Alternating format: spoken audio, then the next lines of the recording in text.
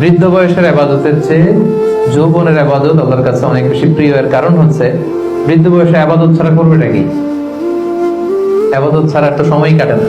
কারণ ঘরে আর কথা শোনার কেউ নাই, কেউ সময় দেয় না, রাতে ঘুম আসে না, 3টার দিকে ঘুম ভেঙে যায়।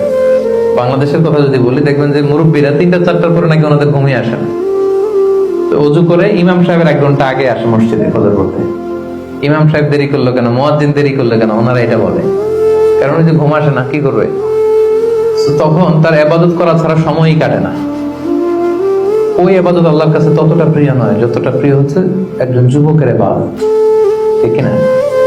আপনি যৌবন কালে যদি আল্লাহ তাআলা দাসত্ব করতে পারেন, ইবাদত করতে পারেন, আপনার বার্ধক্য উপনীত হওয়ার পরে ইবাদত করতে না পারলে আল্লাহ তাআলা ইবাদত দিয়ে আপনার আমলনামা পূর্ণ করে দিবে। পূর্ণ করে দিবে। আপনি ফজরের সময় উঠতে পারতেছেন না, কোমরে ব্যথা, ডায়াবেটিস ইত্যাদি ইত্যাদি, আল্লাহ বলবে যুবক অবস্থায় কি করেছিল ওটা দেখো, ওই সময় যা করছে ওটা লিখে দাও। এই জন্য আল্লাহ রাসূল সাল্লাল্লাহু আলাইহি ওয়াসাল্লাম বলেছেন যে এই যৌবনটারে কাজে লাগাও। আল্লাহ রাসূল সাল্লাল্লাহু আলাইহি ওয়াসাল্লাম বলেছেন 5টা বিষয় আসার আগে 5টা জিনিসকে কাজে লাগাও। তার মধ্যে একটা হচ্ছে শাবাবাকা ক্বাবলা হারামিক, বার্ধক্য আসার আগে যৌবনকে কাজে লাগাও। সিহহাতাকা ক্বাবলা মারাদিক, অসুস্থতা আসার আগে সুস্থতাকে কাজে লাগাও।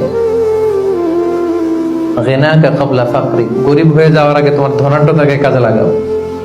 ফারাগাকা ক্বাবলা শুগলিক, ব্যস্ত হয়ে যাওয়ার আগে অবসরটারে কাজে লাগাও।